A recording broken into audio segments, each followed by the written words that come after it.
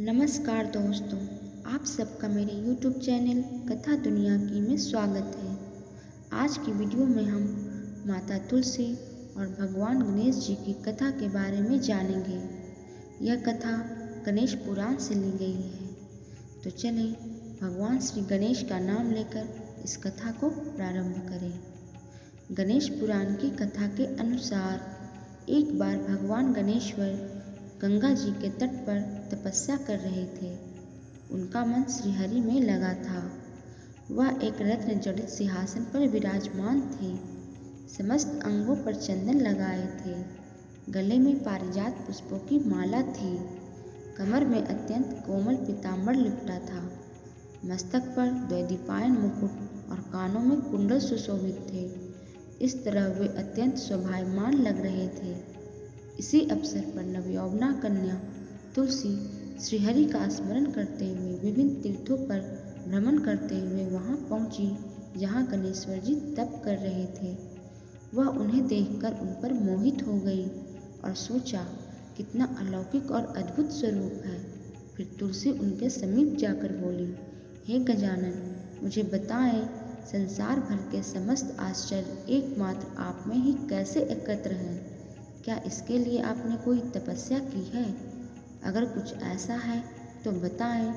तब गणेश्वर जी बोले, आप कौन हैं? यहाँ किस प्रयोजन से आई हैं? तब तुलसी बोली, मैं धर्मपुत्र की कन्या तुलसी हूँ। आपको यहाँ तपस्या करते देखा तो उपस्थित हो गई। तब पार्वती नंदन बोले, माता, तपस्या में कभी विघ्न नहीं डालना चाहिए। कृपया कर आप यहाँ से चले जाएं। तब तुलसी बोली, मैं अपने मनो अनुकूल वर की खोज में तीर्थाटन कर रही हूँ। अनेक वर देखे पर आप मुझे पसंद आए, अतः आप मुझसे विवाह कर लें। तब गणेश्वर बोले, माता, विवाह करना जितना सरल है उसे निभाना उतना ही कठिन। विवाह तो दुख का कारण है। विवाह में काम वासना की प्रधानता होती है जो कि समस्त संशयों को उत्पन्न करता है। अतः हे माता, मेरी ओर से चित्त हटा लें। तब माता तुलसी बोली, मेरी प्रार्थना स्वीकार करें प्रभु। गणेश जी बोले, परंतु मुझे तो विवाह ही नहीं करना है, अतः मुझे क्षमा करें। तुलसी जी को गणेश जी की यह बात बुरी लग गई और कहा, हे पार्वती नंदन, आपका विवाह तो अवश्य होगा। मेरा वचन कभी मिथ्या नहीं होगा। तब गणेश जी बोले, माता, तुमने हमें श्राप दे डाला है, अतः मैं भी तुम्हें श्राप देता हूँ कि तुम्हारा जो पति होगा वह असुर होगा तथा उसके पश्चात महापुरुषों के शाप बस तुम्हें भी विरक्ष होना पड़ेगा। शाप से भयभीत होकर तुलसी बोली, कृपया कर मुझे क्षमा करें और शाप से मुझे बचाएं। हे दुखनाशक, मेरा दुख दूर करें। तब गणेश जी बोले, देवी, तुम्हें कालांतर में श्रीहरि की प्रिय बनने का सौभाग्य प्राप्त होगा। यद्यपि देवगण तुमसे प्रसन्न रहेंगे, परंतु भगवान विष्णु का तुम्हारे प्रति विशेष रुचि रहेगा।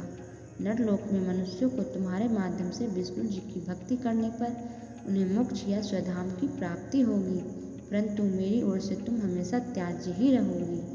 फिर माता तुलसी वहाँ से चली गई।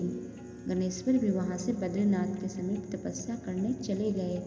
कालांतर में वही तुलसी वृंदा हुई और दानवराज शंखचूड़ अर्थात जलंधर की भार्या बनी।